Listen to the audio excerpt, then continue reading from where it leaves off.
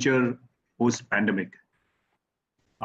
This session will run for 1 hour and 30 minutes, beginning now. And the session will touch on the trends of global shipping, increased use of automation, responses to whatever we need to do in the future, new market strategies, and we will also touch on the risk of piracy and maritime security.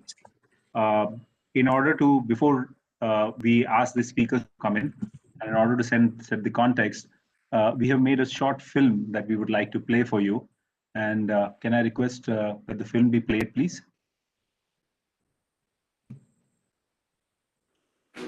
Rich maritime traditions are part of India's glorious history. A vast coastline of 7,500 kilometers is dotted with 12 major ports and over 200 non-major ports, located strategically in the center of the busy Indian Ocean trade route. The country is also endowed with over 14,000 kilometers of functional and developing navigable waterways. With the augmentation of 108 ships in last 2 years, India now has a flourishing merchant marine fleet of 1,468 ships flying the Indian flag. India today ranks 16th in the world in terms of global deadweight tonnage. About 95% of India's international trade by volume and 70% by value is moved through maritime transport. A financial assistance and subsidy scheme have been introduced to promote flagging and shipbuilding in India. Under the Atmanirbhar Bharat, that is Self-Reliant India vision, the Indian shipping industry is embarking on a course of rapid transformation through the implementation of cutting-edge technologies. The Indian shipbuilding industry, led by Cochin Shipyard Limited, has already contracted to build 2 fully electric autonomous ships. Maritime clusters are being developed to enhance ship and boat building and strengthen the manufacturing of marine equipment and ancillaries in India. The Konkan Maritime Cluster has come up at Goa, and 2 more are being developed at Gujarat and Kerala. The cluster is also empowering micro, small and medium enterprises in the true spirit of Sabka Saath, Sabka Vikas, meaning together for everyone's growth with everyone's trust. India is among the first 15 countries to ratify the Hong Kong Ship Recycling Convention and is a destination to over a quarter of the world's ship recycling. Strong policy actions like relaxation of licensing requirements for foreign cruise ships to visit more than 1 Indian port up to 2029 is rapidly transforming India into a popular tourist destination. There are 155 maritime training institutes having state-of-the-art training facilities and excellent professionals as faculties. India is one of the largest global suppliers of seafarers, with about 450,000 registered seafarers, out of which 250,000 seafarers are employed overseas. Scholarships and financial assistance have been provided for encouraging participation of women seafarers. India became the first country to launch biometric seafarer identity document based on facial recognition. India has developed Mercantile Marine Domain Awareness Center, Sagar Manthan, and is inviting maritime nations in the Indian Ocean region under its Neighborhood First policy to avail this facility to enhance search and rescue, maritime safety, security, and marine environment protection in the region. India has been selected as a pioneering country in IMO GHG Voyage Project 2050. Under IMO Green Voyage 2050 initiative, India is developing National Action Plan for Green Shipping for a safer, cleaner, and green maritime voyage. India has proactively dealt with the COVID pandemic by taking initiatives for controlled crew change, establishing COVID-19 testing, isolation, and quarantine facilities, enabling over 269,000 crew changes since lockdown.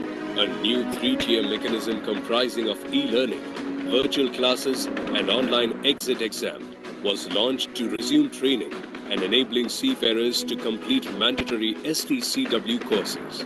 Over 115,000 certificates have been generated under the 3-tier mechanism. The maritime industry in India is set to achieve new heights following the policy initiatives taken by the government of India in achieving Atmanirbhar Bharat or self-reliant India.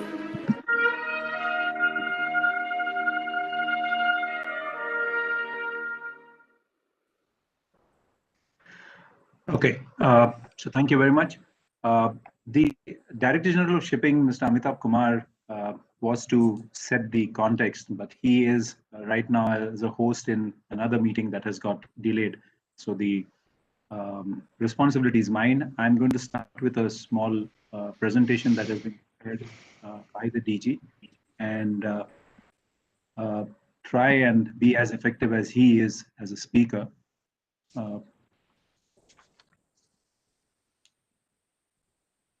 Okay. Yeah. All right. So what was important was that before we go on to the galaxy of wonderful speakers that we have here today to talk to us about the world of shipping and the post-pandemic strategies, I thought it's important to set the context, and we just will quickly take you through what is the road ahead for shipping in India. Uh, some plans have been made, and the primary, of course, plan is to increase tonnage under the Indian flag and also increase the share in India's exempt cargo. Currently, Indian vessels carry just about 8% of India's exempt cargo, and it is desirable that this share is increased. But in order to increase the share, it's necessary to ensure that finances are made available for the purposes of being able to acquire assets, whether they be new build or whether second hand. And for this purpose, there is a need for a development financing institution to be formed. It's also important to ensure that our processes in respect of registration of ships, etc., are improved, and we promote green ports and green shipping, at least within our region, that is the BIMSTEC region. The whole idea is Sagar Mala, and Sagar Mala, in very simple terms, in Hindi means the Sagar is the ocean and the Mala is the chain. What is envisaged is a chain around the Indian peninsula of ports where we would be able to use our waterways and shipping for the purposes of movement of cargo and try and cause a mode shift of cargo from land to sea. The intention is to do all of this with the latest technology, develop digitization on all processes, certificates, tests, everything.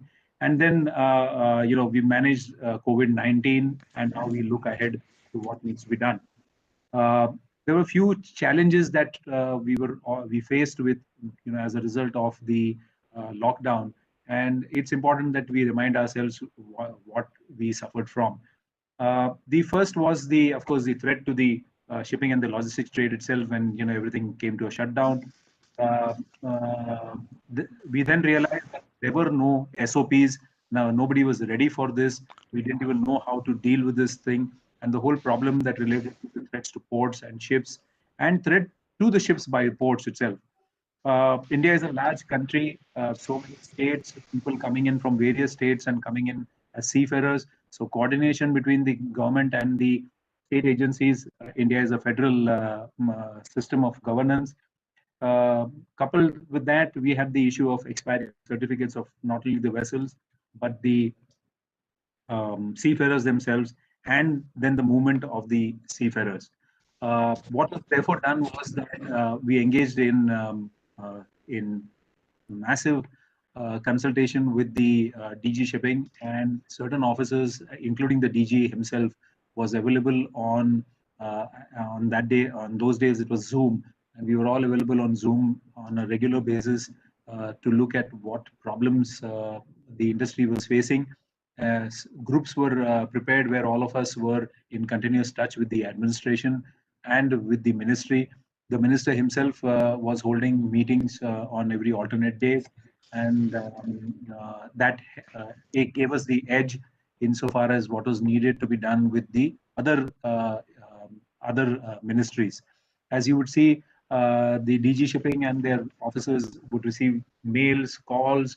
There was also a need to take care of the human side to it, because as all of you are aware, seafarers were stuck on vessels, and there was a problem in movement of these seafarers. There was need to, as I said, coordinate with the other agencies, Ministry of External Affairs, Home Affairs, the health. And this here on the side are the various stakeholders who were engaged with the DG shipping. Some of the steps that were taken by the DG shipping, I think it's important for us to visit that. Biometric attendance was completely done away with for the maritime training. Modular courses were stopped and pre-C courses were put to an end. Instead, this was replaced with e-learning, which has now become a part of the way certification is being done in India.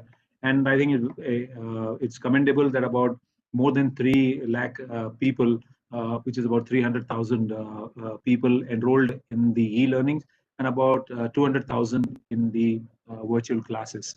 As far as the seafarers itself is concerned, there was of course no issue about a shore leave orders, and there were huge problems arising out of sign-on, sign-off procedures. So those were put on suspension. Extension of certificates, the COCs and the COPs and the STCW certificates were extended where required. An SOP was formed for the purpose of crew change, because what is important was to also ensure that while crew gets down and gets home safe, a corridor had to be prepared. It was also important to ensure that the ship in turn did not get impacted or affected by any infection. So coming to the ships, what is important was to have an outbreak management plan, which was formed. An SOP guidance was created for ships for the purposes of whatever interaction the ships had to do with the shore. And the certificates, as I said, were extended. Protocols had been prepared with the ports for the purposes of carrying out pilotage. When the seafarers were getting in or getting out, the PHO clearances were extremely important in terms of the cruise vessels, because there were a lot of cruise vessels which had Indian crew on board. Those people had to be landed back here. So PHO clearances, and for normal coastal business, because the as the slide says, ports continue to be operational and did not even shut down for a day, and therefore ships continue to operate throughout without any delays. The trade and the shipping line continued. One of the things that the ministry did was, in order to try and reduce the economic impact of the shutdown, a advisory was issued that detention charges on containers should not be applied by container shipping lines. There was a mixed reaction to this, but there was also a advisory in respect of non containerized cargo. Demurrage and detention on all of this was waived, and Indian shipping companies therefore did not charge detention and demurrage during that period for cargoes that we carried, including crude oil, product carriers, and bulk cargo. Restrictions were lifted for doctors to be able to travel to clinic. Restrictions were lifted for people like me to be able to go into offices and work, get into ports.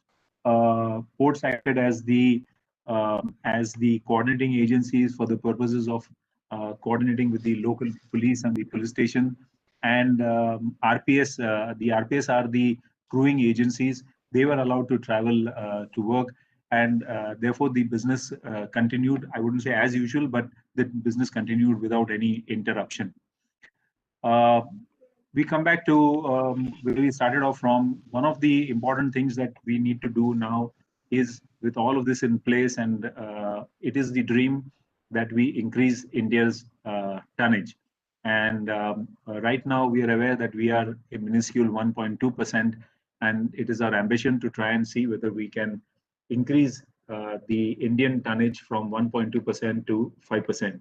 And we are all open to ideas on how to attract companies to invest in the shipping sector in India. As I said earlier, what is important is also to promote lending in the shipping sector. Right now, there is no financial institution that has the intellectual understanding of being a institution that would provide long-term competitive cost funding. And this is something that the government is seriously looking at.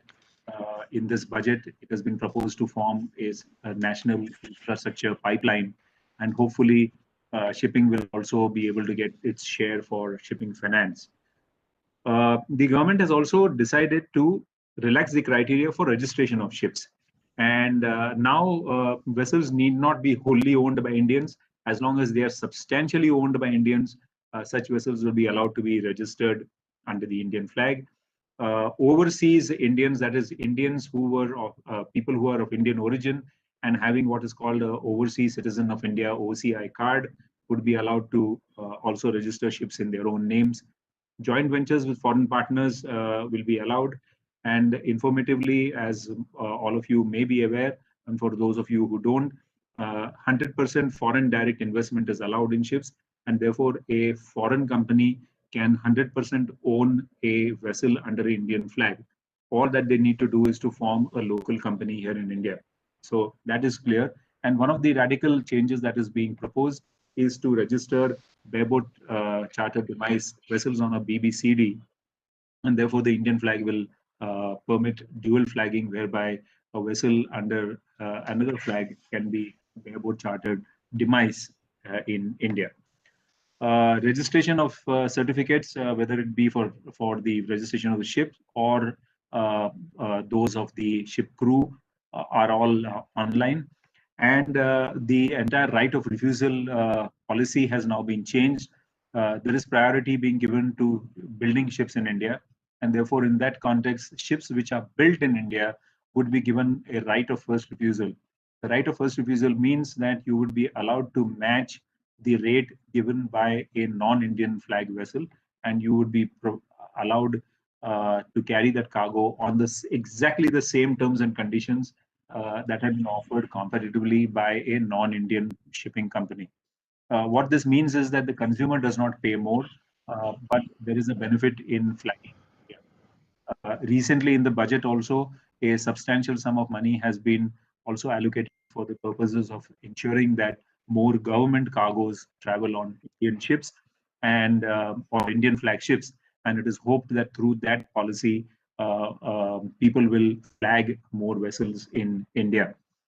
Green shipping is exceedingly important. The Prime Minister keeps talking about the need for India to be competitive, but keeping always in mind the fact that we need to ensure that we are green. And all of the initiatives that you see are listed here.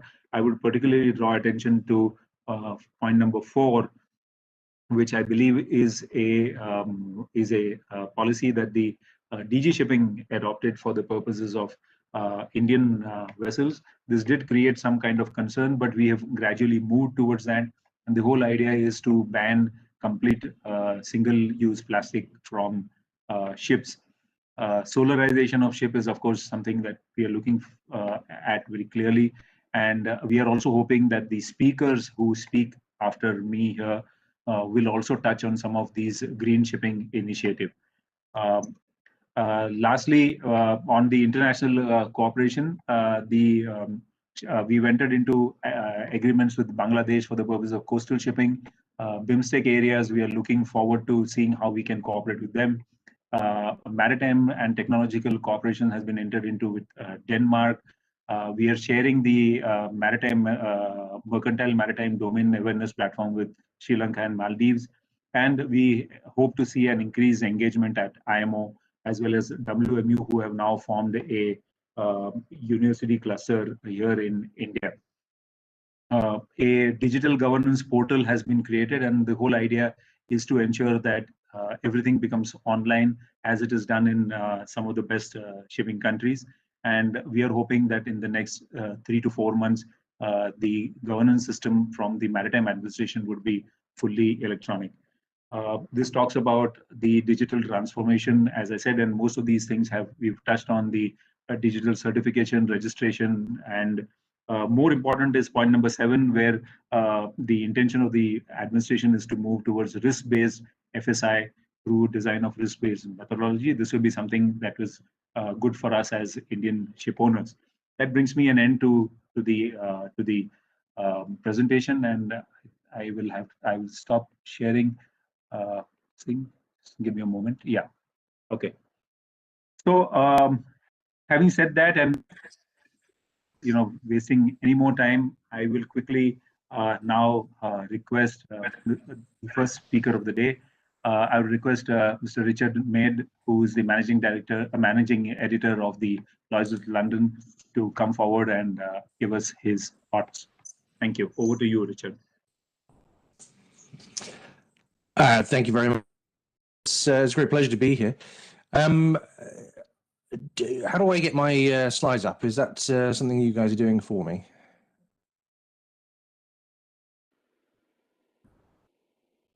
I think something is coming. Perfect. Wonderful. Okay.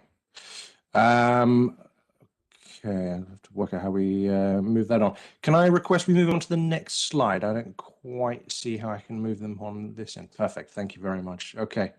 Well, listen, thank you. I mean, when one is asked to summarize the latest trends of the global shipping market in under 10 minutes, it's tricky to know where to start. But I think it's worth pointing out that if we're looking at the current market dynamics from a ship owner's perspective, then I would say that there is a great deal of uncertainty right now.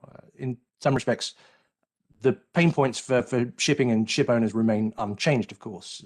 It's always going to be a basic calculation of supply versus demand, or asset value, liquidity, and what I would argue is probably a healthy dose of luck and chutzpah as well. But if you look at the specifics of coronavirus, of the global macroeconomic situation, near term, and then the tectonic shift of decarbonization and digitalization, coupled with shifting supply chain, regulatory uncertainty, shifting business models within the sector itself, I would say what we're looking at there is a lot of changes changing very rapidly for shipping. Now, what I'm going to offer here is a very basic snapshot of the daily concerns swirling around your so-called average ship owner's head. I would say, however, there is no such thing as an average ship owner. But to highlight what is quite an operational concern that still dominates, I think, the industry on a daily basis. A daily assessment of the market, one's access to finance, the efficiency and costs of operations. This is the reality of shipping as a business. It's an operation.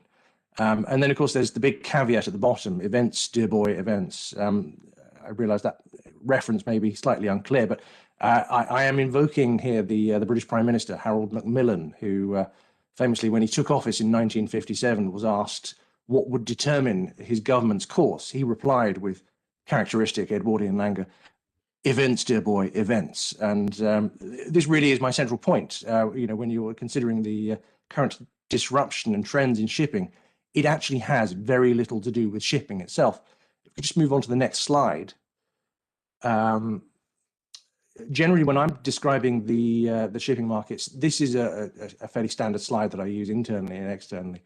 You've got the ship at the center, sitting at the heart of the key markets, box, bulk, tanker, etc. And the decisions are generally driven by the dynamics of supply, demand, competition, finance, operations, and risk. And there's various factors in there. But the reality is that list hasn't changed significantly, certainly in my career, and I suspect in many of my predecessors at Lloyd's List, this would look very familiar. It's a pretty conservative summary of the factors that you would look at. But actually, I would argue that any serious consideration of shipping right now needs to look a little bit beyond this standard model. So if we can move on to the next slide. Here, I would argue that these are the disruptive forces now directing the direction of the industry, certainly determining decision-making from the majority of players in the midterm.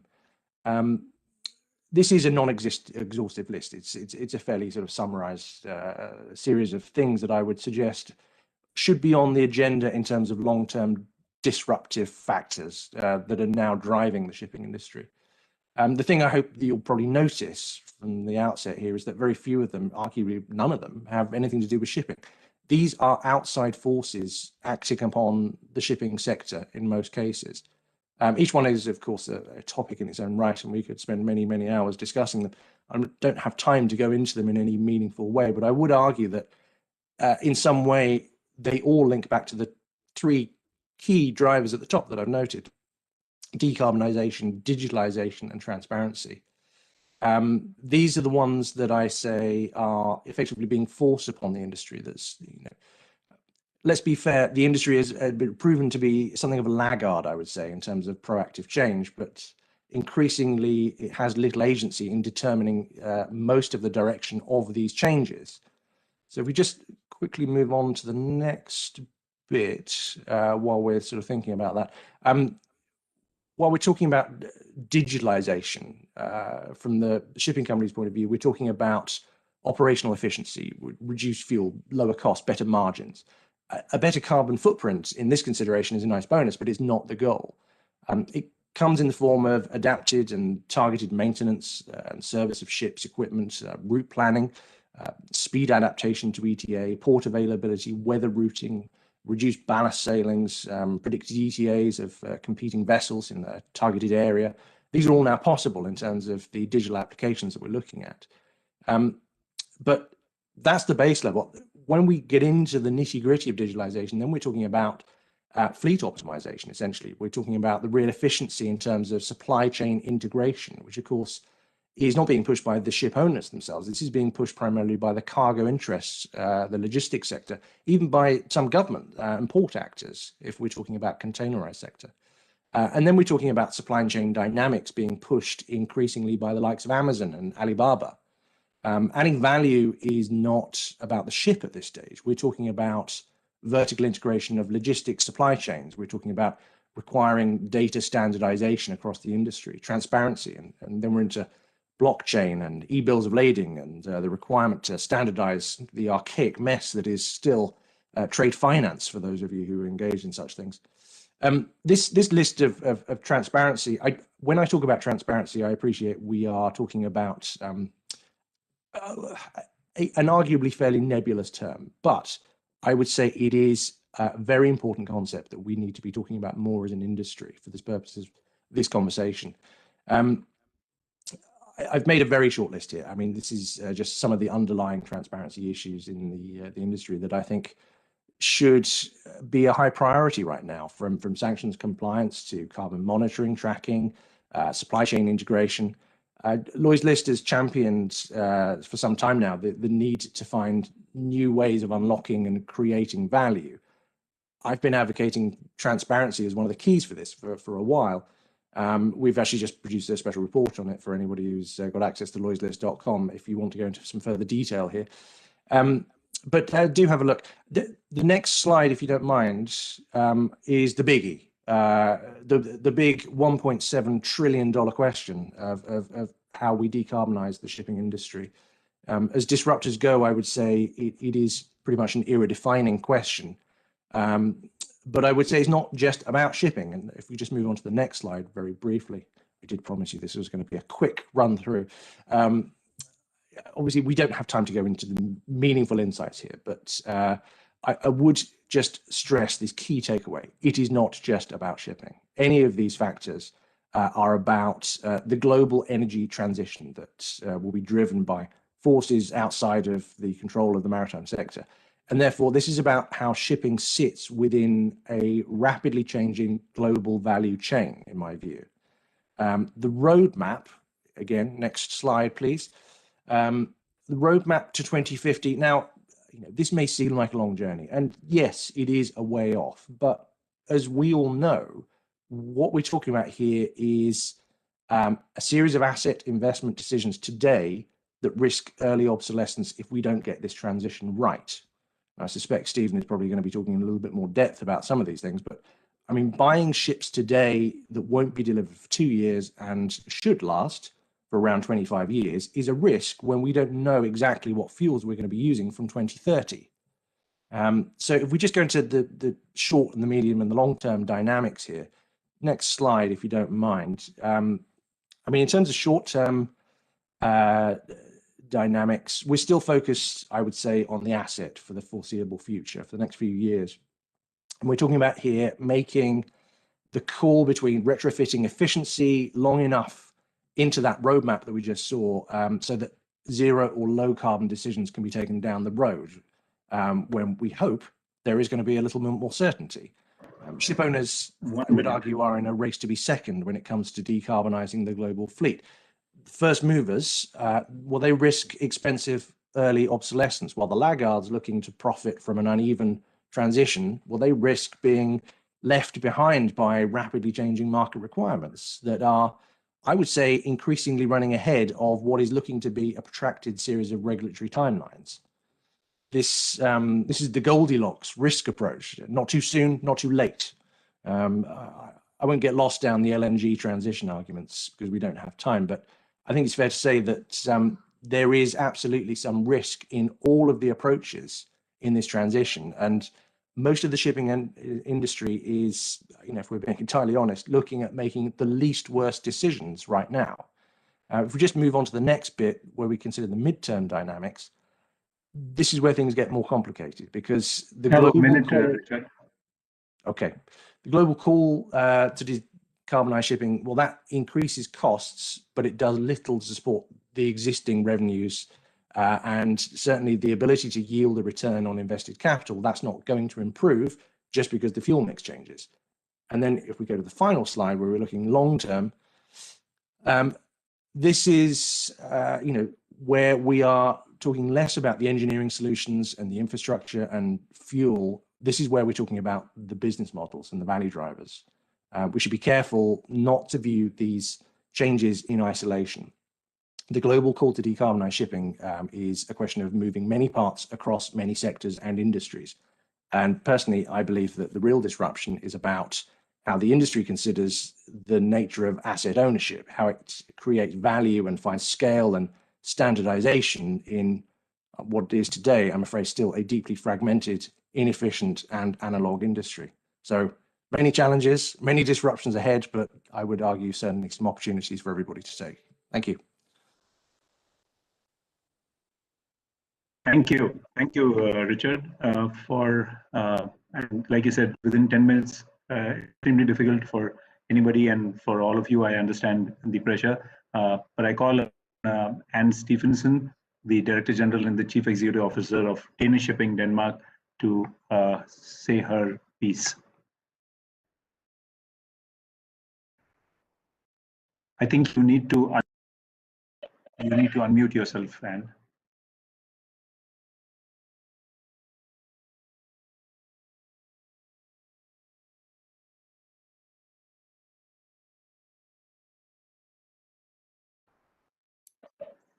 Yeah. No, you've gone back to mute. Now? Okay. Yeah. Okay. Well, thank you very much indeed, and thank you to Richard for a very interesting presentation. I like the three key trends: decarbonization, digitalization, and transparency. And I think Richard was, neutral in saying whether this is good or bad for shipping. In my opinion, from a sort of Danish shipping perspective, this is all good. This is our opportunity to get this industry moving. So I completely agree, and I think it was very interesting points. Well, let me just, before I give my key messages on the themes today, let me just say a little bit about Danish shipping. Well, Danish shipping, or Denmark, if you like, is the world's fifth largest maritime nation measured by operated tonnage. We are number 12 in terms of flag. So we are big and growing, and for a small country, the shipping industry in Denmark is really big. We have the biggest box company in our midst, Maersk, and we also have one of the biggest concentrations of shipping companies in product tank and in offshore wind. And as I said, shipping industry is big in Denmark. It is our largest export industry and has an export every year of about $40 billion US dollars. So we are, a relatively strong, I think, player in global shipping.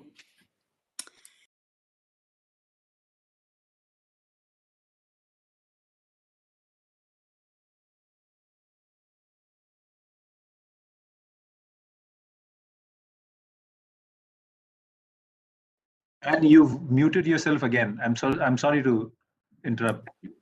Yeah. Are you okay now? Yeah. Okay. So let me just say a little bit about the pandemic and the 2020 and the COVID-19 crisis. But before I do that, let me also give you a disclaimer. I'm in the shipping business, and we are born optimists, and we've seen the world and markets go down the drain and come up again, and we know things are cyclical. So we have learned to live and cope with it. So you can say that from our perspective, yes, COVID-19 changed everything in 2020, but not forever. Shipping has got some important learnings from the crisis. It's been a terrible time, But as Churchill said, never let a good crisis go wasted. So what do we learn? We've learned that shipping in more than one way is super dependent on open borders and the ability to travel. I think our biggest problem in the crisis has not been falling volumes or less trade, but the fact that we have not been able to take well enough care of our key asset, the seafarers. In fact, I think that COVID-19 has been an eye-opener on how important seafarers are for our industry and for the supply chains of this world. So in Danish shipping, we have not least been pleased to have more than 1,000 very competent Indian seafarers in our fleet. And I think now we have to work together, Denmark, India, and all other countries in the IMO, to make sure that we now have seafarers first in line for vaccination so that they can continue to have safe and easy access to their ships and to crew change. I'm sometimes asked, didn't we really have any contingency plans for this? And the answer, of course, is no, because we haven't seen borders close simultaneously since the Second World War. And I think that illustrates very well how bad this pandemic has been. Secondly, we have learned that digitalization is an opportunity for our industry. We have accelerated our digital platforms as much as possible, using data to advance on the 4 Cs: cargo, on customers, on climate, and on competitors. And of course, bringing our global organizations together. So it has been underway for some time, but now all the bigger ship owning companies have accelerated their digital performance, and that at least goes for all the big Danish ship owners. Last but not least, I think that we have not seen as huge a contraction in global trade than earlier expected, mainly due to a fast recovery in China. And more importantly, we have not seen the big shifts in global supply chains. It seems that the tendency is more to have more than one global supply chain, so you have more than one in parallel, if you like, and not just changing sourcing and production from one country to others. So far, so good for a global shipping nation as Denmark. More than one supply chain globally for each company is very good news for shipping. On climate and shipping, let me just give you my 2 cents on why climate will be the key topic for shipping for many years to come. You know, decarbonization, as Richard quite rightly pointed out in his presentation, is very complex, but it's a must.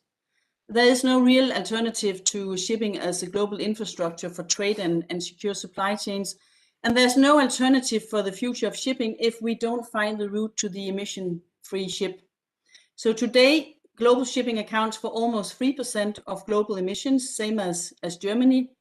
The rest of the world, except for transport, is decarbonizing. So we cannot stand still and see our share of global emissions slowly grow. In the future, we need to do something, and we will. If we don't move fast on this agenda, we will be met by completely legitimate questions and demands from politicians, the public, and not least our customers. We can see in Danish shipping that our customers are being much more demanding on the climate agenda than before. And then, of course, if we are not doing what we can in the shipping industry, we will also be met by our grandchildren with the question, where were you and what did you do when you had the chance? So this is the reason why we in Danish shipping has set ourselves some pretty ambitious targets, and more ambitious than the reduction targets currently set by the IMO. By 2050, the Danish fleet must be 100% climate neutral. By 2030, at the latest, the first ocean-going zero-emission ships should be in commercial operation. It is necessary to have zero-emission vessels on the water as soon as possible, taking into account that vessels built within the next decade have likely to still be trading when we approach 2050, just as Richard pointed out. So in short, we cannot sit on the fence for too long. And we are lucky in Danish shipping to have some strong frontrunners. Maersk said 2 weeks ago that they will have their first ocean-going zero-emission methanol-driven container vessel on the water in 2023, and there are other similar projects in the pipeline. So just to say that where we've been talking about, this is something which is in the future. Now the ketchup is coming out of the ketchup bottle much faster, I think, than any of us expected. So new fossil-free fuels will be our license to operate in the future. And Of course, it's equally important to have the regulatory framework adopted by the IMO. IMO has made significant progress, and India continues to play an important role in the negotiations on short, mid, and long-term measures. And I sincerely hope that India and Denmark can work closely together in order to secure a regulatory framework that enables shipping to deliver its share of reductions in line with the Paris Agreement, while also bridging the gap between developed and developing countries so that regulatory requirements applies to all ships regardless of the flag that they may be flying. Next theme for my small or short intervention today is ship recycling. On ship recycling, we at Danish Shipping find high standards imperative, of course, within the ship recycling industry, no matter where it takes place. I think it's no secret that the shipping industry has for decades been heavily criticized for not recycling ships in a safe and environmentally sound way. And I think time has come now to change that. So ship recycling must be subject to clear and ambitious international regulations, and we strongly encourage IMO member states to ratify the Hong Kong Convention. And for this reason, we also welcome the fact that India has ratified the Hong Kong Convention and brought the convention significantly closer to entering into force. I was very happy to see your slide, Anil, on the ambition of the Indian government to build infrastructure in line with the Hong Kong Convention. This is exactly what we need to do much more of. Almost 90% of world's end-of-life vessels are recycled in India, Pakistan, and Bangladesh, with India being the biggest recycling state of the three countries, dismantling almost half of the 446 ships recycled in South Asia in 2020. During the last 5 years, some of the recycling facilities in Alang have undergone significant improvement due to the combination of investment from responsible ship owners led by Maersk, progressive recycling facility owners in Alang, and last but not least, a tremendous effort by the Gujarat Maritime Board as well as the authorities in Delhi. And that was exactly, I think, what you pointed at in your presentation, Anil. I can say this because my colleagues at Danish Shipping have visited Alang several times during the past 6 years and followed the big progress closely. I would like to take this opportunity to commend the impressive work going on at some of the Alang facilities, and you can rest assured that we will continue to support this work in Alang also going forward. We know that the EU is currently assessing the future possibility of having Indian facilities on the EU whitelist. In Danish Shipping, we sincerely hope that this work will have a positive outcome and that India and EU can join forces. India has the opportunity to lead the way towards safe and environmentally sound ship recycling and set high standards that we need for the whole of South Asia. I really encourage you in India, your authorities, to get into a close dialogue with the EU on this issue so that we can still continue to have EU flagged ships recycled in India.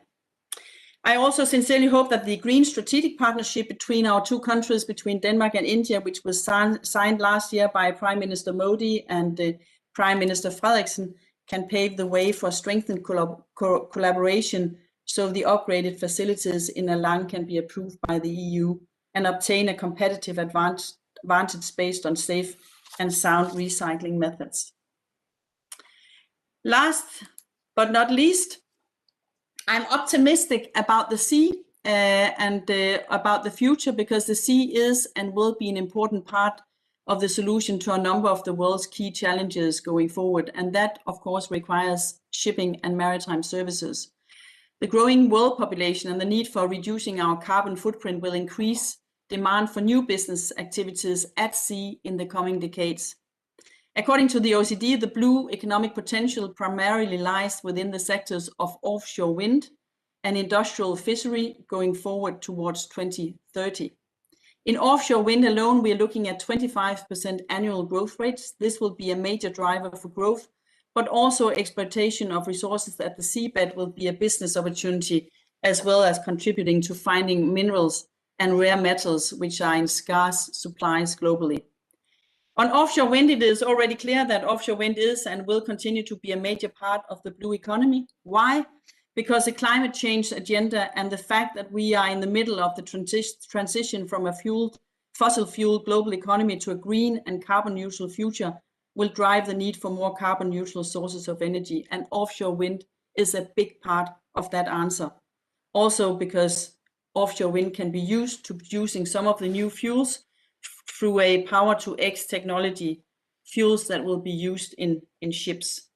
So diversifying operations will be plausible for some of the segments in the shipping industry, for example, transferring skills and operations from oil and gas sector to be competitive in the offshore wind sector. Within the new green strategic partnership between Denmark and India, I really hope that there is scope to explore a deeper collaboration in the maritime operations tied to offshore wind, and we will be happy to look into that in more details also going forward. And then we of course have to make sure, and this is also a place where we should collaborate to make sure that we have the proper governance framework in place, whether it be offshore wind, deep sea mining. Regulators need to put in place a framework in order to protect the oceans in the best possible way, and make sure that we also can use the sea for commercial purposes in the future. So to sum up, shipping is not only here to stay, it has growth potential in both traditional and new segments. We need to keep on being a progressive industry, especially when it comes to issues like climate change and recycling. Proper engagement, and not least the desire to act, is our license to operate, and this is not out of altruistic motives. It is simply good business.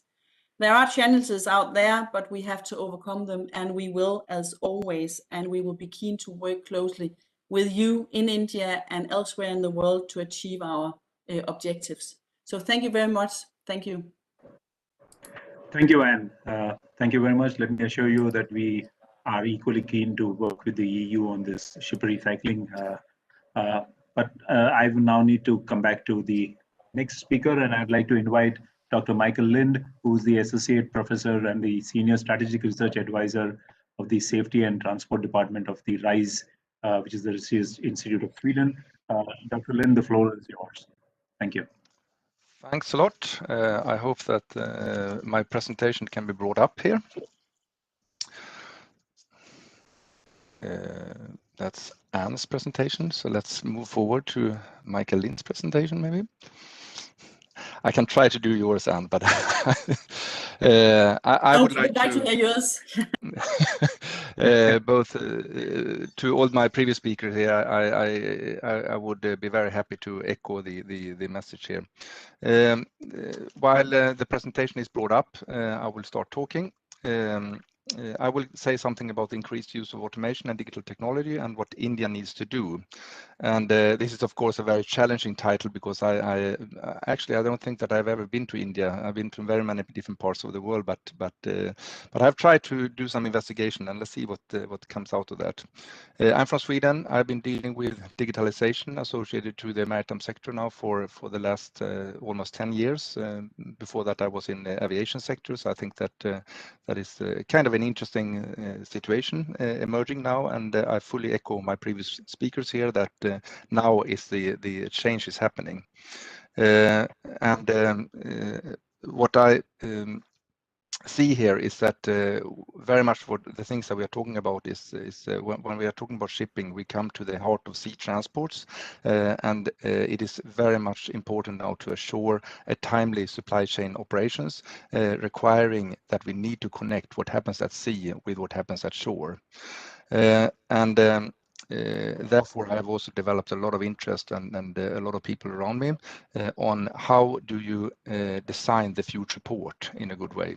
And nowadays, we are talking about the port as a multidimensional hub, which I think that could inspire the development in India, where we are not just looking at ports as a window to the sea. We are looking at it as transshipment hubs or transport hubs, but also information hubs, and not then only being a consumer of information, also a provider of new digital services, as well as an energy hub, which would be supporting the green conversion, because it doesn't really matter if we develop very fuel fossil fuel driven carriers of different modes of transport if we don't have any place to fuel them. So therefore we need to assure that we have these kind of capabilities of the ports of the world. And that means that digitalization has a very core role in all these three dimensions. So what we did was that we brought forward something called Maritime Informatics, which has been an effort where we joined forces, a number of practitioners and researchers. I think that we are now, we just had in the manuscript for the second book of Maritime Informatics, and in total we are 130 plus people coming from 25 countries at the moment, where it's a mixture of both practitioners and researchers doing this, and pushing this science for change or discourse for change, where the whole idea is to unite practitioners and researchers in improving efficiency, safety, sustainability, and resilience of shipping.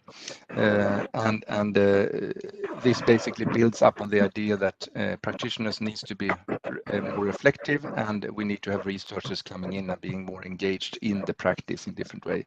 And recently we me together with André Sima and Hanan Baija and Sten Erik from Maersk, André from MSC and Eyal from ZIM, we just put a note on the need to not pave the cow paths, which was something that was very popular in the business process engineering side earlier. We need to reflect and think about that maybe we have established patterns of operations that that is not really accurate in an era of digitalization. So basically what we are putting emphasis on is digital collaboration, digital data sharing and decision making, and data analytics. Next slide, please. So in order to understand, and you can start the video, in order to understand a little bit of what is going on in India, I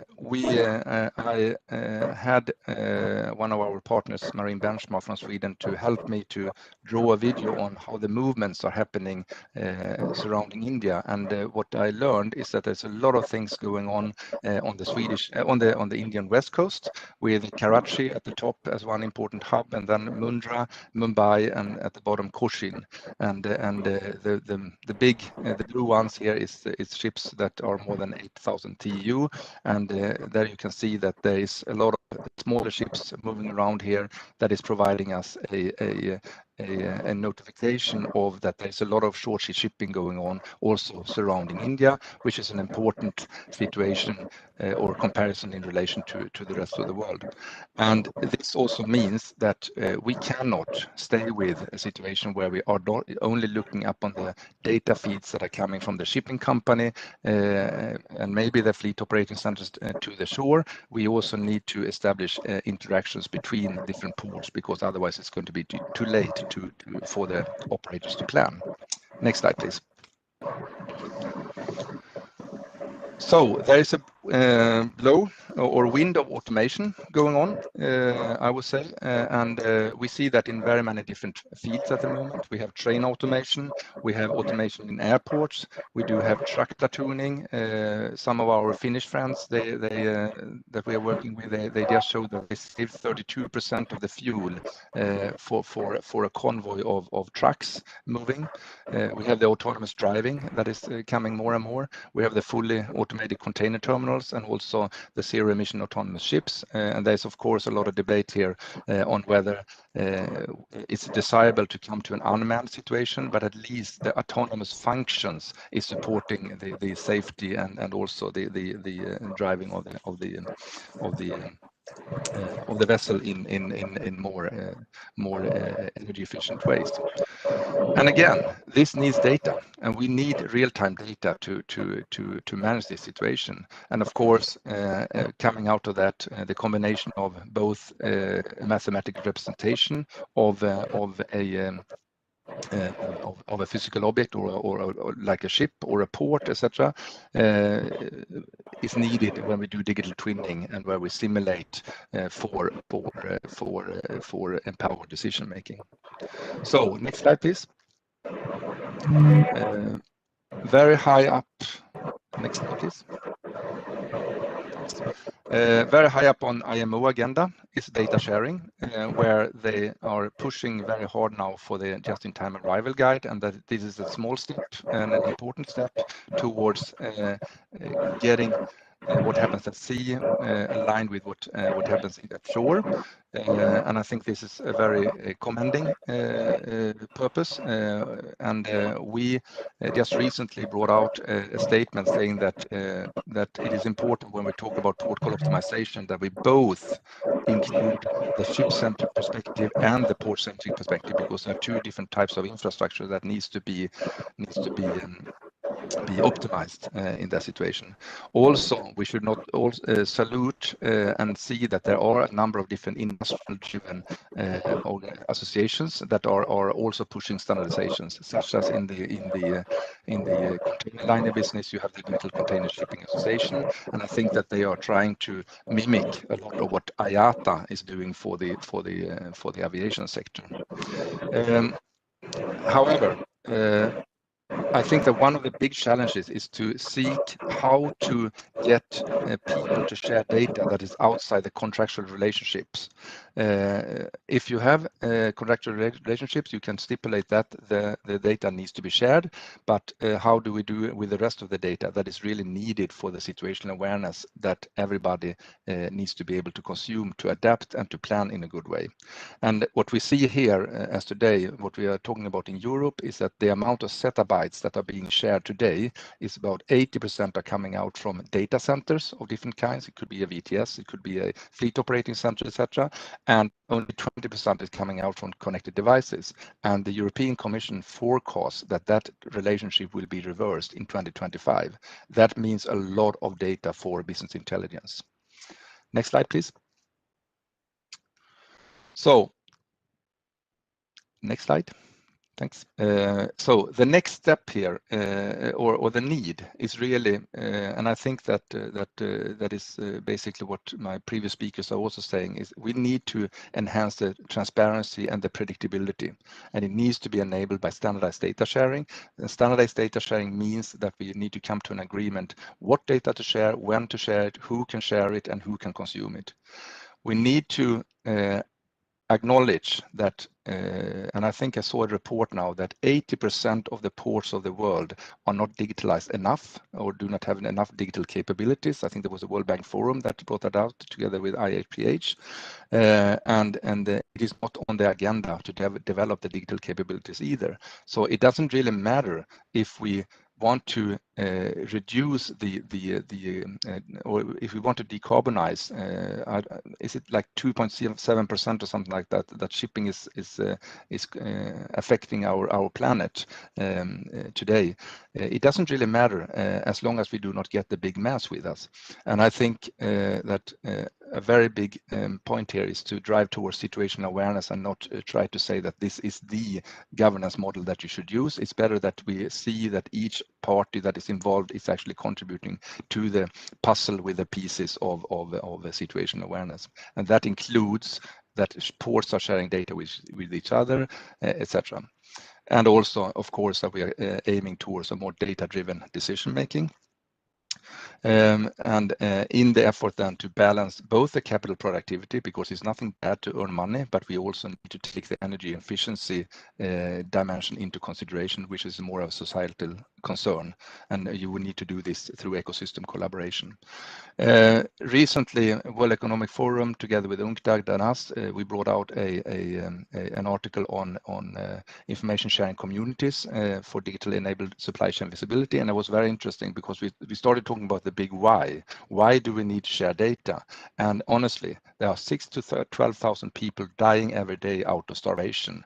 And some people are sitting on the data and do not want to share it. But if we could, for example, surface that a container from somewhere in India is delayed due to some things that is happening in India, then we maybe can reroute another container for humanitarian concerns.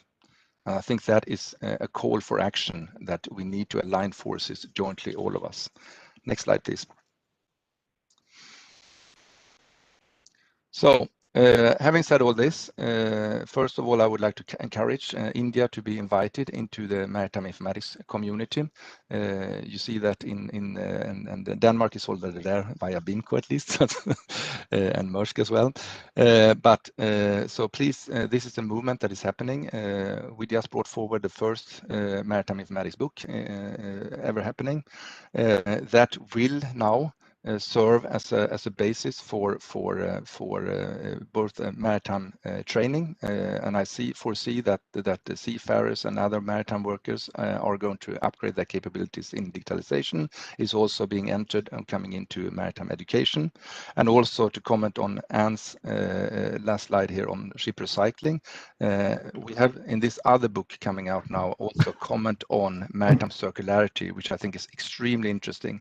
And my authors there, they claim that 2/3 of the decarbonizations actually can come out of if you manage to keep track of the reuse of different components from the shipping industry. And that is much higher than the just-in-time arrivals. That's a kind of interesting, at least comparison. So that's from me, and I hope that this can be something that is a little bit inspiring to participate in this discourse that is emerging at the moment. Most certainly, it was.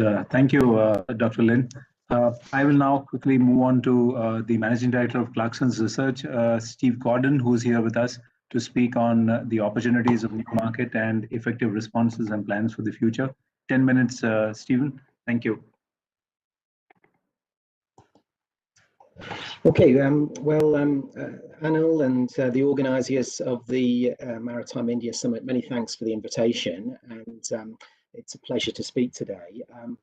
I'm going to talk a little bit about where we are in the global shipping industry and some of the challenges and opportunities that there are on a global scale, before focusing a little bit on India and its role in the maritime universe. I mean, firstly, just touching on some of the comments that the first speaker, Richard, made.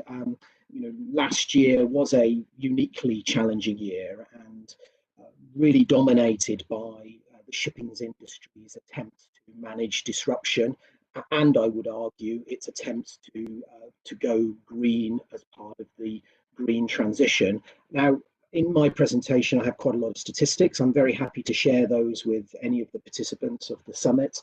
I'm also going to be focusing on the economic statistics. I think the humanitarian issues raised around the crew are absolutely critical, and it's excellent to hear some of the initiatives that are ongoing there. But as I say, my presentation is going to focus broadly on the economic side.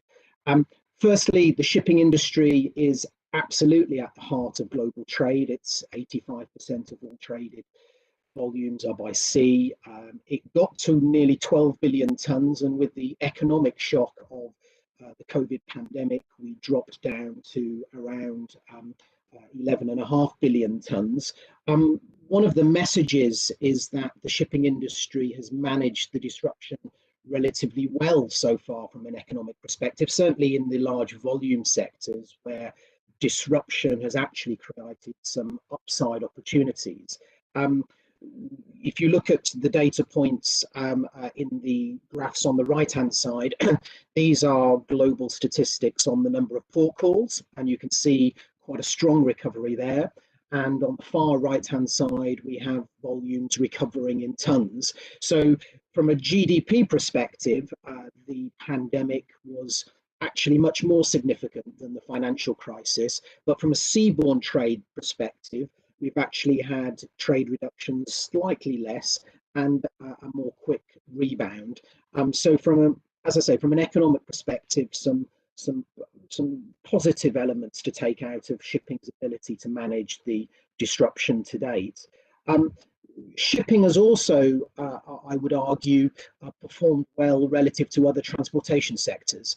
This chart shows you the peak impact of trade disruption in our industry, maritime, compared to some other industries like the air industry, both freight and passenger, and also some statistics on rail, truck and road travel in the UK. And certainly from a deep sea cargo perspective, that ships above about 20,000 tons, the peak disruption activity in terms of trade was around 10% last spring. And as you can see from the blue line on the right-hand curve, the dark blue line, we're almost close to pre-pandemic levels. China recovered very quickly, and shipping is China's biggest market. China is shipping's biggest market, I should say, and so the fact that that's on a very different economic curve was quite competitive, quite encouraging for us. I think there are some sectors here, and I know the cruise industry was mentioned in the introduction. In fact, that's had a 90% reduction in activity and is now less active in year-on-year comparison terms than the passenger air freight industry. So that may well need some support in the post-COVID planning stage. We also had some challenges around the ferry market, or that's starting to see some improvements as well.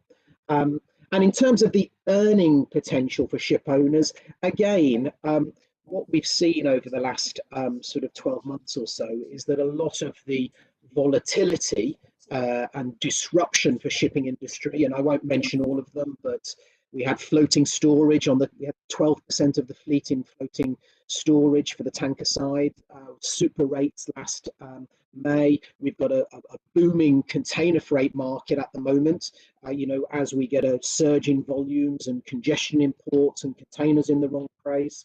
We had a very strong winter gas market. We had spikes in the LNG and the LPG side.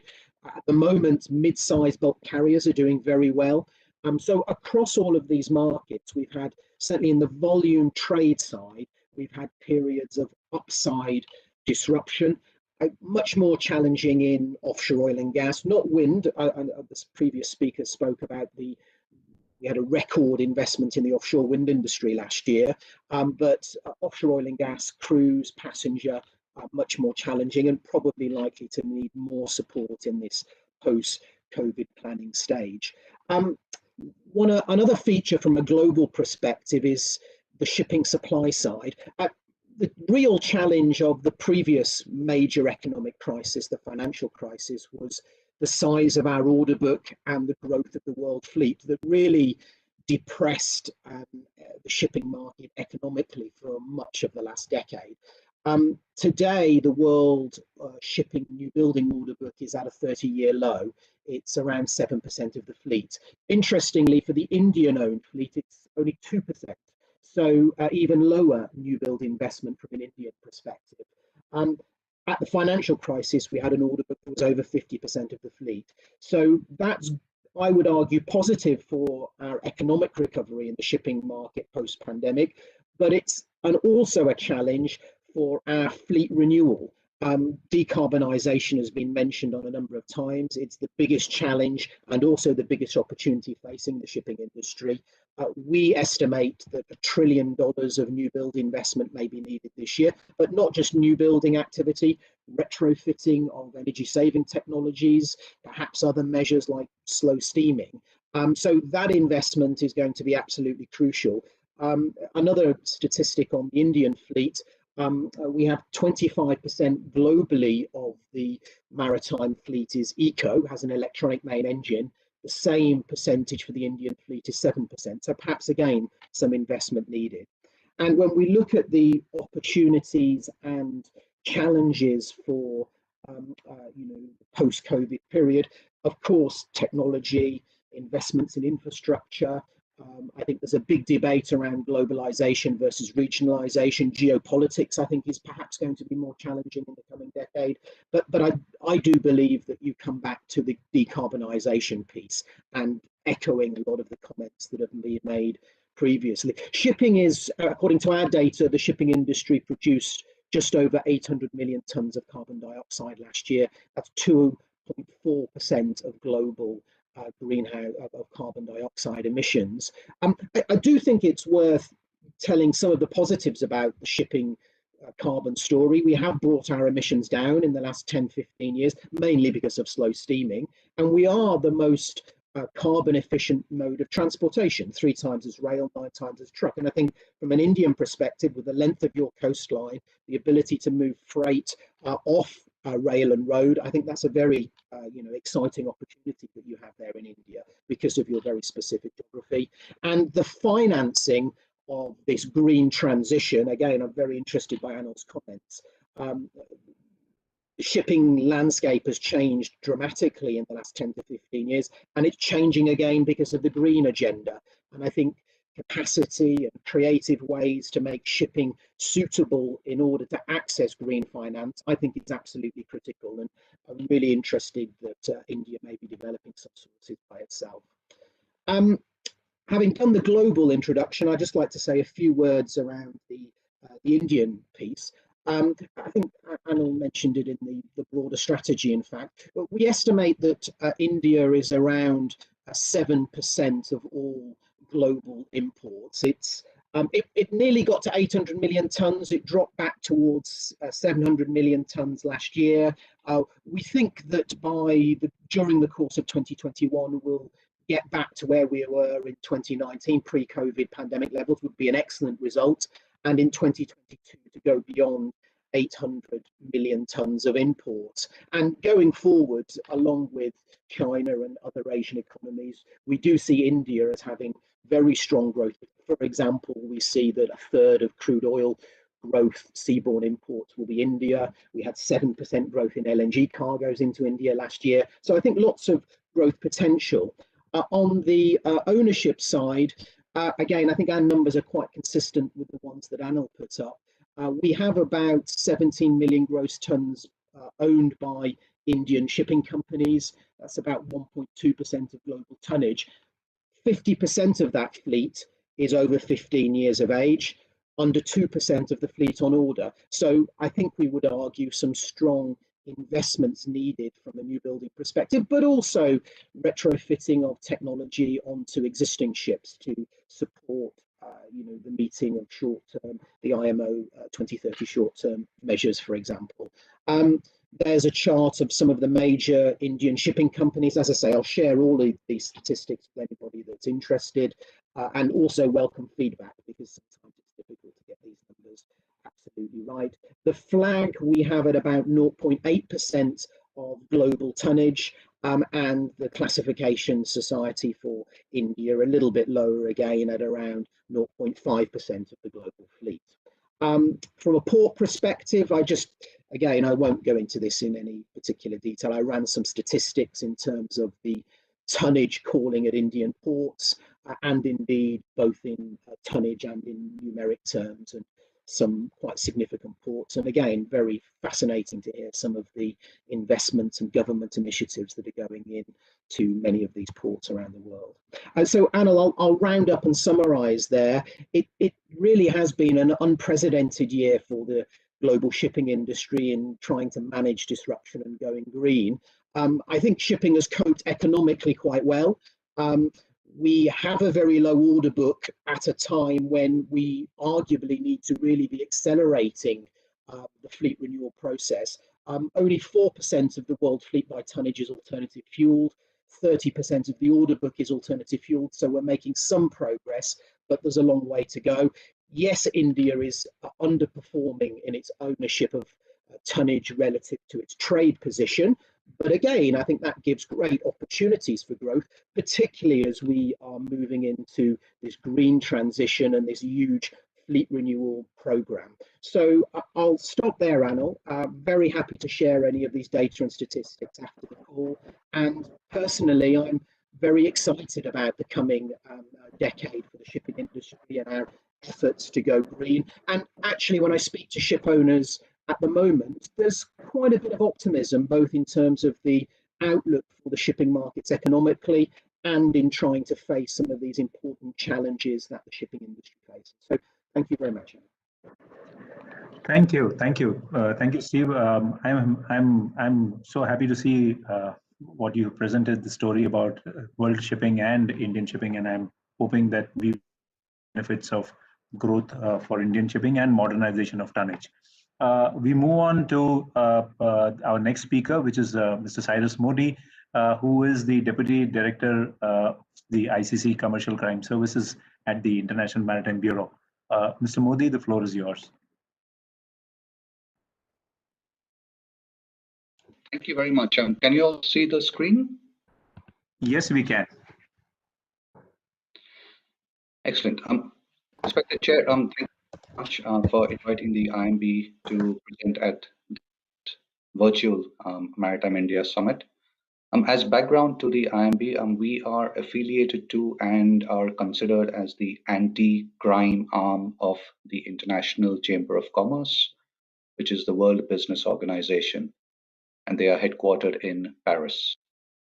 According to the International Chamber of Commerce, global trade is potentially the single most important driver for job creation, growth, and opportunity. And these things combined ensure sustainable peace and stability. And this ethos has always been agreed to and followed by us at the IMB as well. Now, with that in mind, I would like participants to just take a couple of seconds to look around them, look into their environment immediately around them, and try and understand what has potentially been made absolutely indigenously in their own countries and what has been imported. And I can guarantee that most of the things around you, your laptops, the screens, the headphones, the coffee you're drinking, has come into your country from elsewhere. Now, let's think of who and how this has come in. And if we keep drilling down, you will identify that it is a seafarer who has ultimately brought this into our countries so that we can enjoy the finities and all the potential facilities which we today have. And with that, it sort of brings to mind that the seafarer and maritime trade is potentially one of the most important links in our supply chain. Now, while we know of this industry as the shipping industry or the maritime industry, for the seafarer, it is still an industry which is out of sight and out of mind. And hence, potentially, as soon as he's sailed out, people tend to forget him. People tend to forget the complexities and the dangerous environment in which they are performing on a regular basis. The pressure, the stress, anxiety. COVID today has not made it any better. The stress of whether they will be repatriated, will they actually have a job and go back to sea? All this is still very much at the back of their mind.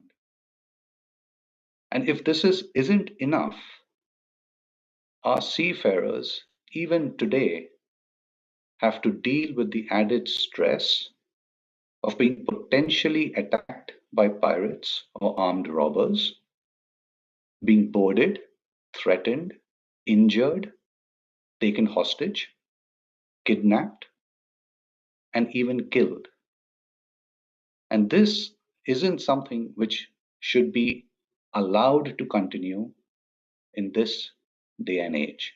It needs addressing.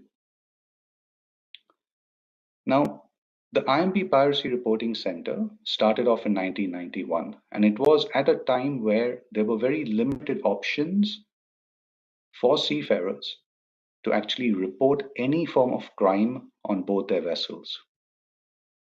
So the IMB Piracy Reporting Center basically bridged that gap. We became the conduit, and we still remain the conduit between the ship and the authorities. So anything which comes to us, any incident which comes to us, is immediately relayed to authorities on land who will be able to give some form of meaningful response. And we continue to liaise with the authorities, with the ship owners, with the ship, till that vessel is safe. We also broadcast via GMDSS that the incident is taking place so that other ships in the vicinity would know that that a vessel in position XYZ is under attack, or there has been a failed attack, and hence the pirate group is still lurking in the waters. Now, the slide that you all are seeing right now is all the incidences which have been reported to us since 1991. And potentially, what we see from the late 90s going into the early 2000s is incidences which were more within Indonesia, South China Sea, Malacca Strait, South China, and the Singapore Straits. What we see from 2005 to about 2011 is predominantly Somali piracy. And then we come down into what today everyone is talking about, the Gulf of Guinea piracy. But throughout this entire graph, Gulf of Guinea piracy has always existed in some form or the other. Now, from our perspective, the definitions of piracy and armed robbery are clearly stating that these acts are acts of criminality. Addressing this, some people feel, is quite simple.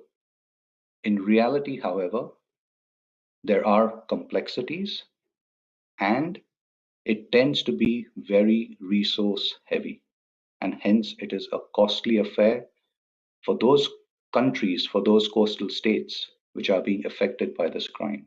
And we need to keep that in mind because it is a key criteria. On a very high level, and since this presentation is, I only have 10 minutes for this, on a very high level, what we feel in addressing this crime is it needs to start with information. And the information comes from the vessel which is being attacked. In most of the cases, the ships will attack. There are times and there are regions where information is not easily forthcoming. And the reason for that is mainly because the trust within the authorities has been lost. And to gain that trust, the region has to acknowledge and has to take responsibility that there is a crime occurring in their waters, and they then need to allocate the resources for a robust response. Now, to give you a very simple example, Indonesia had a number of incidences within their territorial waters and anchorages. The information we used to pass to them allowed them to understand areas which were hotspots. They then allocated resources, and those regions now today have near zero incidences being reported for over 3 to 4 years. Somali piracy, as another example, a brilliant way of where the international community came together to solve the problem. A little known fact is the absolute critical and major role which was played by the Indian Navy. In 2010, there was a hijacking of a fishing vessel around 200-250 miles of the Lakshadweep Islands. That prompted the Indian Navy to launch a very, very robust counter. 3 pirate action groups were picked up. More than 100 pirates were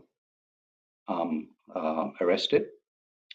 And since then, and I believe it was the month of May when this happened, since then, there were no incidences reported east of 60° east longitude.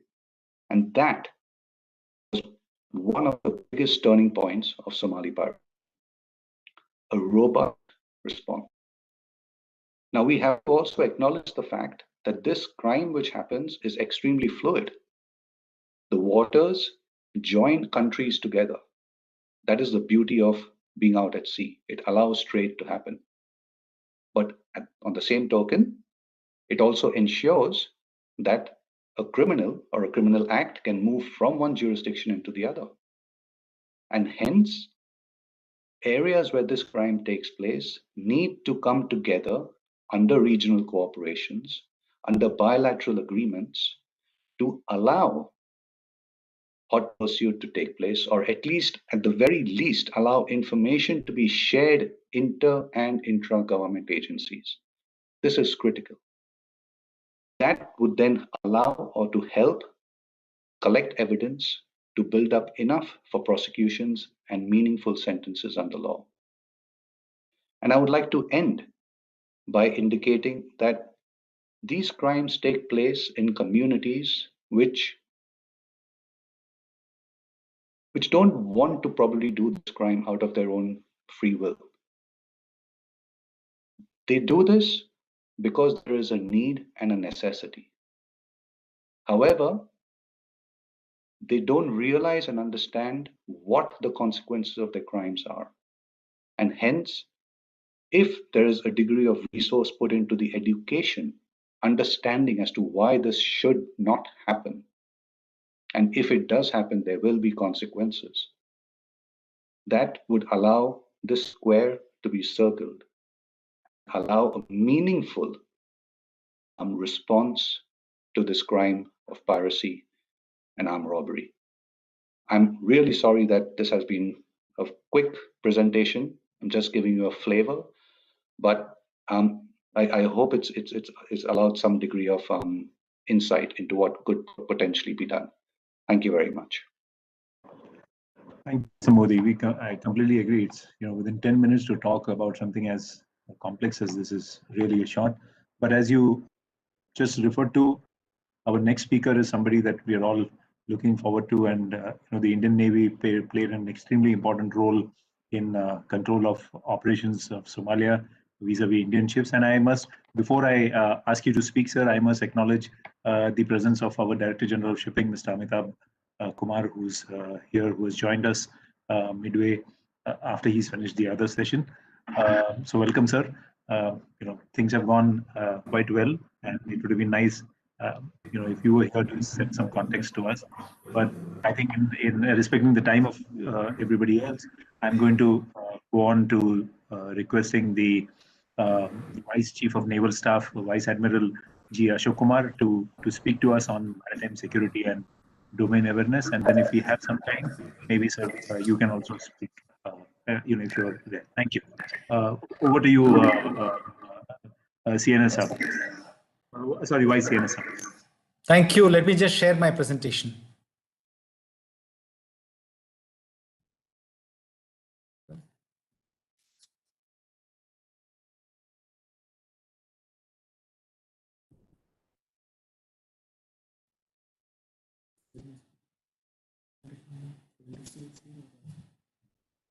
Okay.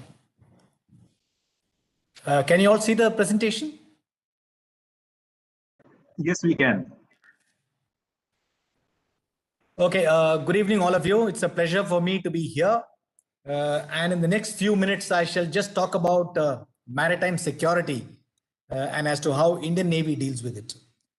I'm sure you all agree that a secure environment is actually a prerequisite for anything to happen. And especially when, say, the economic prosperity of any nation depends upon maritime trade, because over 90% of international trade is actually over the seas. So it becomes extremely crucial for us to maintain maritime security. Now, just one look at this screen and you'll realize that it's a very, very congested space there. So the challenges are that much more critical for us.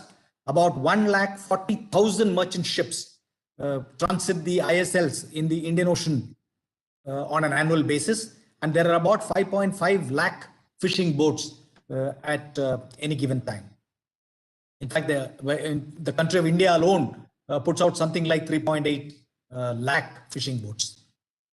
Now, in order to protect the interests and to ensure maritime security, and because it is so critical for the rest of the world as well, there are 70 to 80 warships that are deployed here from all kinds of extra-regional navies from across the world. Now, and the domain also remains not only just congested, but is also very complex. I'm sure you are all as aware as we in the Navy are.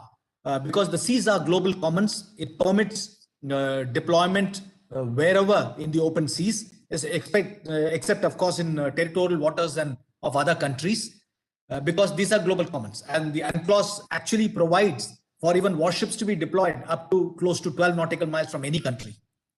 The second thing is that this was highlighted. I mean, in the initial opening remarks itself, it was mentioned as to how only 8% of the EXIM from Indian cargo is on board Indian flag ships. So what complicates this is when you're looking at security, when we deploy, say, in the Gulf of Aden or in the Persian Gulf or anywhere across the Indian Ocean region, now we're faced with very typical problems. Are we there to protect trade that comes into India or goes out of India? Or are we there to protect ships which are Indian flagged? Or are we there to protect Indian crew on any flagged ship which is carrying cargo to some other country or not even to India? So, you know, it's a complex mix, really. Now, the challenges are, as you all are aware, and it was also brought out by Cyrus Modi of IMB, PRC, that piracy, robbery, and theft at sea. This is a threat which has existed since time immemorial, and they continue to kind of ebb and flow with time, and it never goes away. We, through various means, only reduce the impact of it, but invariably you find that it just keeps going up and up. In fact, the Navy's birth, as John Keegan brings out in the book of Price of Admiralty, actually was due to piracy and to protect trade from pirates. Drug smuggling and gun running all over the place now, and our deployments actually cater to this need as well. IUU fishing is one thing which is the latest trend, and there are numerous countries in the IOR itself which are unable to patrol their EEZs to prevent IUU fishing. And the Indian Navy involves itself in a lot of EEZ patrols of other countries, and these are all joint EEZ patrols that we undertake.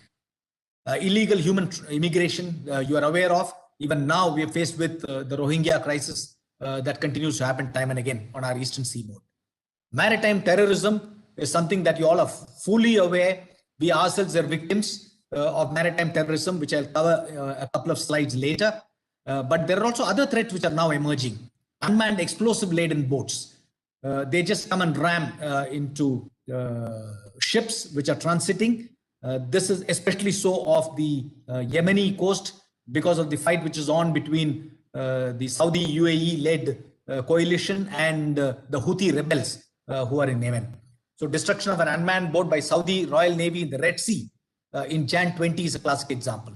Drifting mines, we all are aware as to how not only of Yemen, we also had incidents close to the Persian Gulf, where even in harbor, there were a couple of merchant ships which were hit by limpet mines which are placed, and while leaving and entering harbor by drifting mines.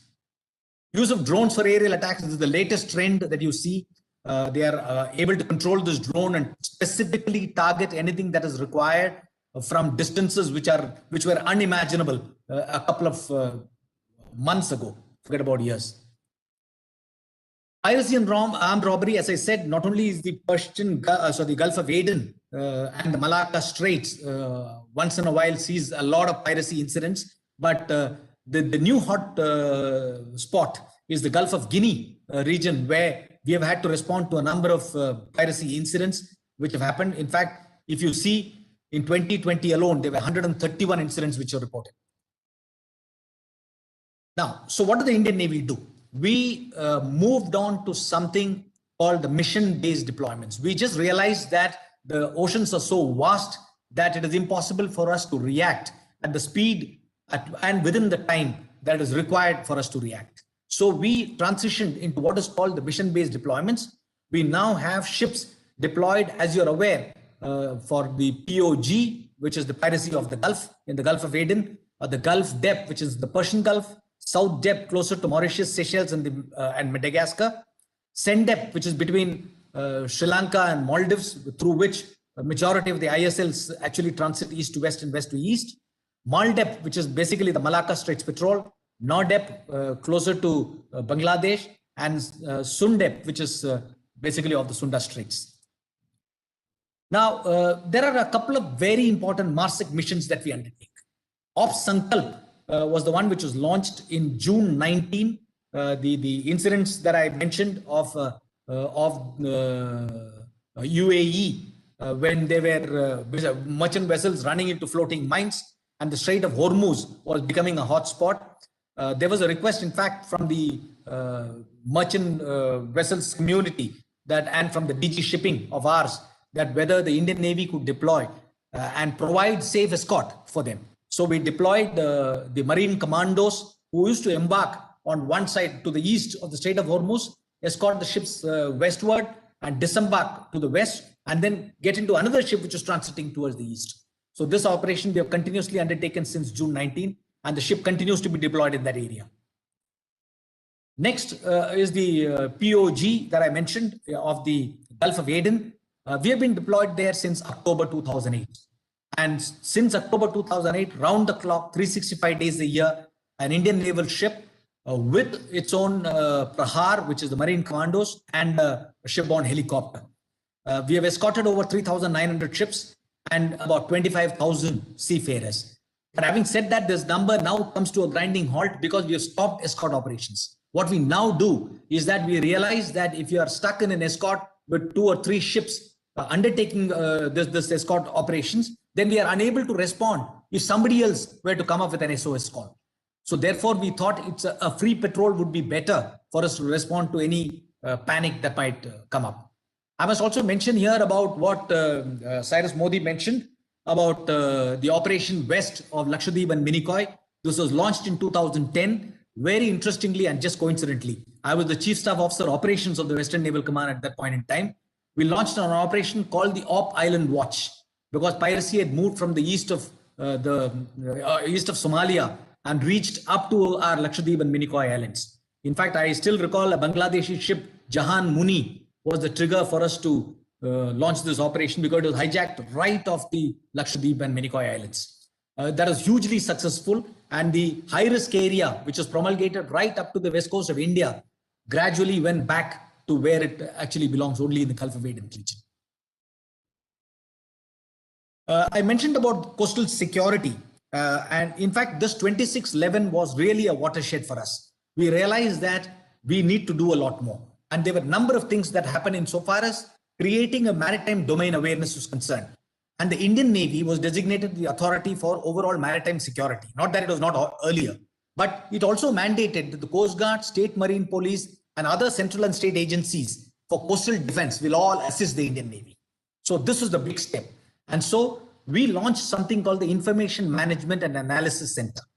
Now, with an NCQBI network. So what this did was that because the 2611 had taught us and we set up a coastal surveillance network of radars all along the coast of the mainland as well as the island territories, both of Lakshadweep and Minicoy and the Andamans and Nicobars, and an AIS chain by the DGLL.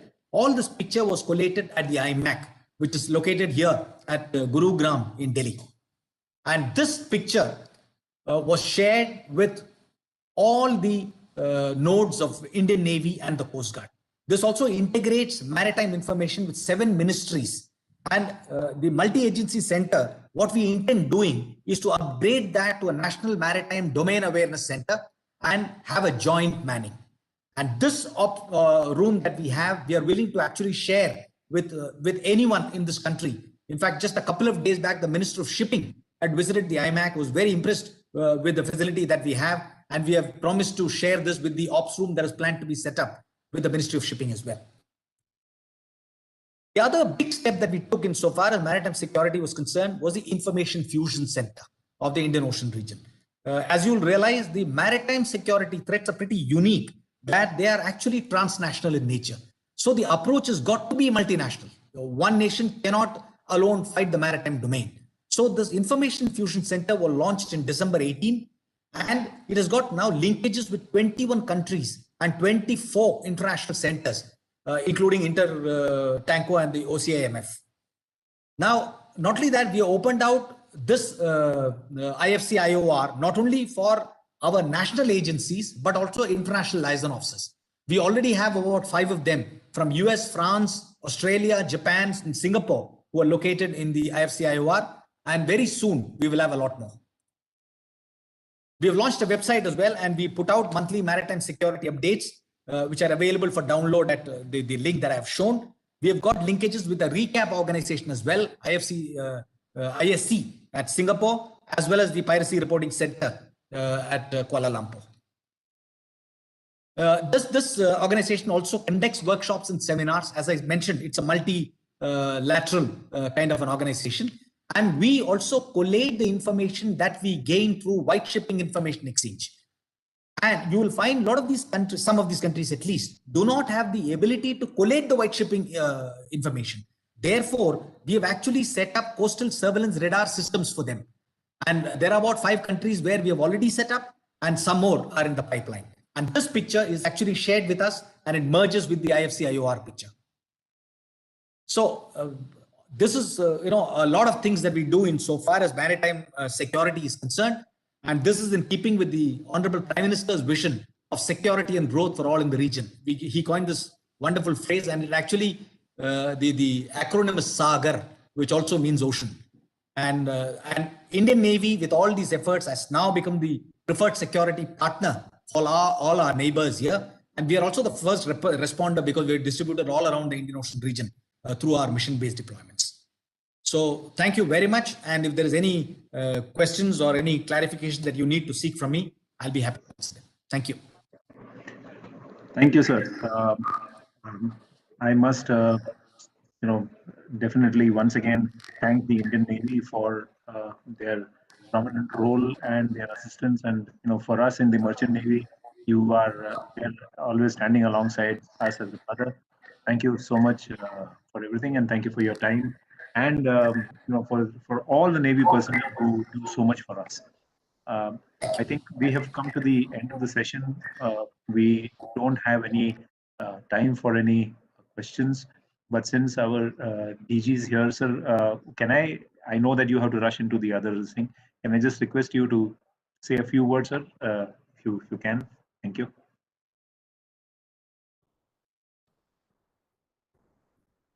Thank you, Anil, for standing up for me. I'm so sorry that I could not join from the beginning, but it always happens in these summits because you have to really, move from session to session, and you don't know how to leave the session midway. I would take this opportunity to extend my thanks to all the speakers who joined and really made the session so interesting. A lot of information was shared with the fellow panelists and all those who are listening to this session.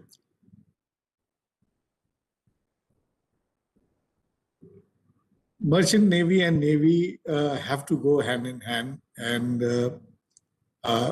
Navy has to be the ultimate security provider for the trade to go on. And I'm very glad that in India, at least in the last 4 or 5 years that I've been here, we have had excellent collaboration with Navy. Every time we need something, I don't miss making a call to someone in Navy, and they definitely respond immediately. And that has been the kind of collaboration we have had in the past few years. And I hope this collaboration will continue. The Merchant Marine Domain Awareness Center that was inaugurated today by the Honorable Prime Minister is definitely aims towards safety and environment protection, but it also has elements of security. Where both of our organizations collaborate very closely, and we gain from each other's experience and expertise.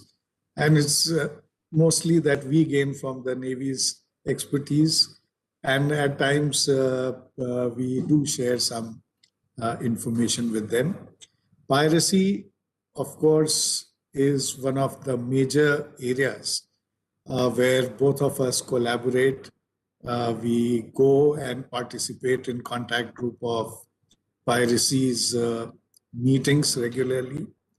And it is because of this close cooperation between Merchant Navy and Indian Navy that Indian waters have been by and large safe for for the vessels. Of course, we had problems because of that, and more merchant ships started coming towards our waters, resulting in casualty incidents and other related problems. So now that the high-risk area has been shifted from close to our shore, at least the movement of cargo vessels have become smoother, and the incidence of casualty has come down, at least last year. We have had some very useful discussions, and I'm sure all the listeners would have gained a lot from the speakers of such eminence. I would again take this opportunity to thank each and every one of them, and hope that they keep collaborating with us, participating in our endeavors, and we continue to gain from their experience and expertise. Thank you. Thank you, sir. So I think I must also put in my two-bit. So, Mr. Modi, thank you so much for finding the time to be with us today. I know that 10 minutes was not enough to talk about the scourge of piracy, but yet it was good to have a thought and idea from you. Steve, thank you for that wonderful presentation. Set our minds thinking. My colleagues from my secretariat immediately, everybody was rushing to say, can we ask Steve this or can we ask Steve that? But unfortunately, we are short of time. Richard has left, I think, for another meeting. So I'd like to place on record my deepest thanks to Richard for giving his perspective. Anne is gone to one other forum right inside this Maritime Summit. So thanks to her. Thanks to you once again, the Indian Navy. And grateful thanks to the DG, the staff of the DG for huge amount of support that they gave us. And I'd like to make special mention of Sachin Sharma, who has hosted this for us today and stood by us, giving us all the infrastructure support from FICCI.